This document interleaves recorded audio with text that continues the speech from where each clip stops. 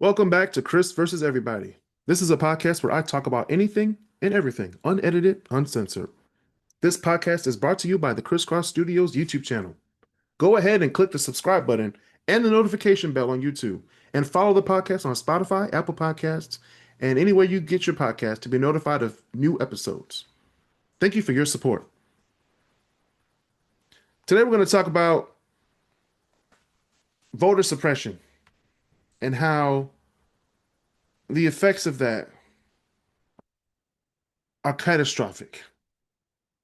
Ladies and gentlemen, I just went on DoorDash and saw that orange juice was damn near $17. $17. This is what we vote. This is what we voted for. We voted for lower prices. The country, not myself. I voted for Kamala Harris. But the country voted for lower prices under Donald Trump because that's what he promised. But orange juice under Joe Biden was like $7. Now it's $17. And a lot of states that voted for Joe Biden in 2020 didn't go the same in 2024, which was kind of wild. And a lot of these voter suppression, intimidation tactics, as you would say, are really the reason why Donald Trump is in office right now. Now, let's go over some things that are going on right now in the United States as we speak, even after 1965. So we have voter ID laws, which are laws that require specific types of government issue ID to vote.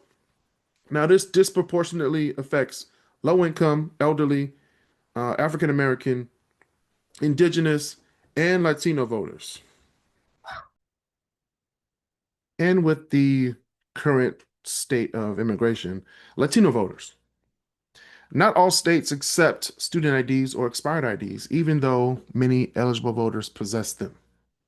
Polling places in minority or poor neighborhoods are often reduced or closed, leading to longer wait times, sometimes even 2 to 3 to 4 hours.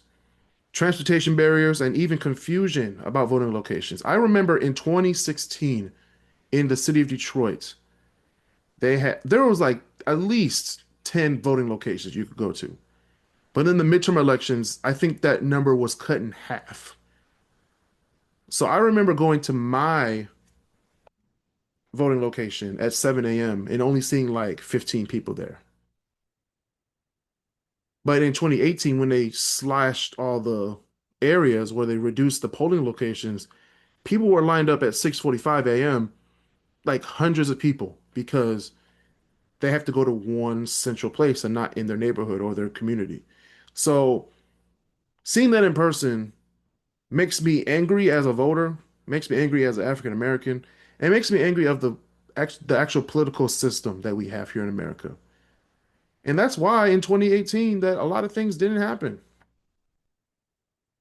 for Democratic cities like Detroit and Chicago because they cut and reduced the polling places, which drives people away, which forces people to go home and stay home and not vote.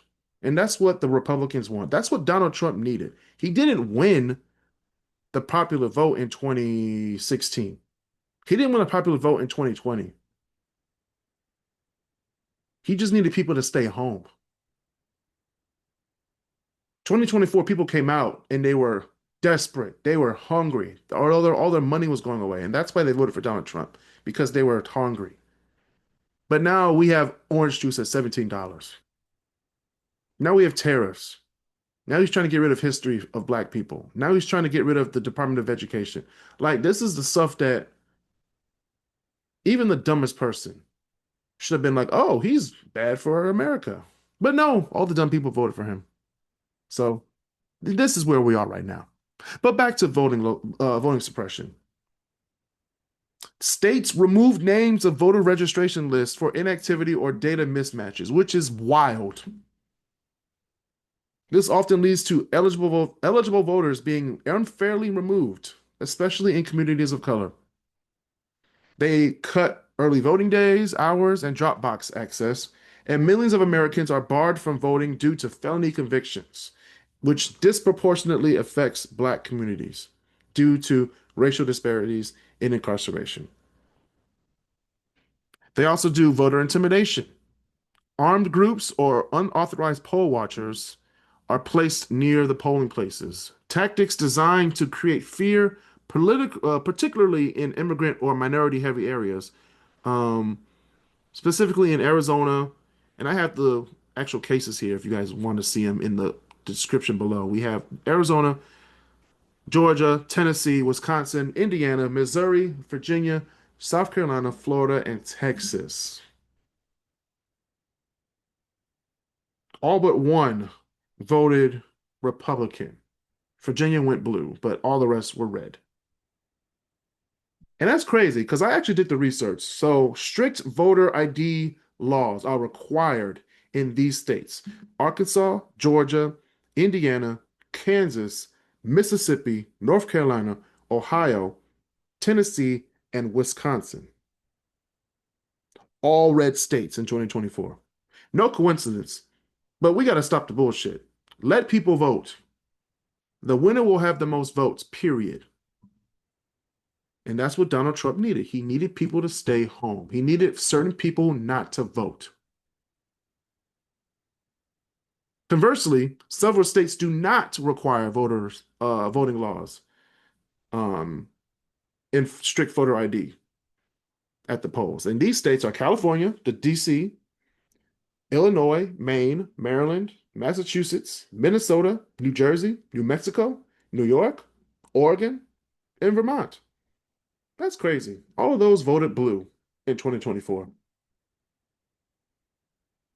So, looking at the data that I have just given you, if you live in one of the red states that I just named, Arkansas, Georgia, Indiana, Kansas, Mississippi, North Carolina, Ohio, Tennessee, Wisconsin, are you fairly voting? Is everyone in the line that you're in when you vote on election day, is their vote being counted? Are they being disqualified because they don't have a driver's license? Are they being disqualified because they're a first generation immigrant who just got their green card? Are they disqualified because they don't have a birth certificate, but they've lived here all their life? That's what I'm talking about, guys. If everyone was like the states that voted blue in 2024, like states like California, District of Columbia, Illinois, Maine, I'm not saying that they will vote blue. I'm just saying that there'll be a better statistical outcome of people who voted, that everyone's vote matters. Now, I'm not saying you can vote for anybody who you want, but the fact that your vote counted and you voted for somebody and you did your civic duty, okay? Like I said in earlier episodes, Oklahoma unanimously voted for Donald Trump. I have nothing against that. But would it be different if some people in Oklahoma had a chance to vote, not based on if they had an ID or not? Would they have voted unanimously? Same with Massachusetts, who voted unanimously blue. Okay. If their votes were taken away, if their votes were suppressed, would Kamala Harris would have what if Harris didn't win Massachusetts? We don't know. I just think that there shouldn't be any, I don't think there should be any votes that should be suppressed in the US elections. Okay? At all. Right? And that's what I think about voter suppression. See you guys next time on the Kris versus everybody.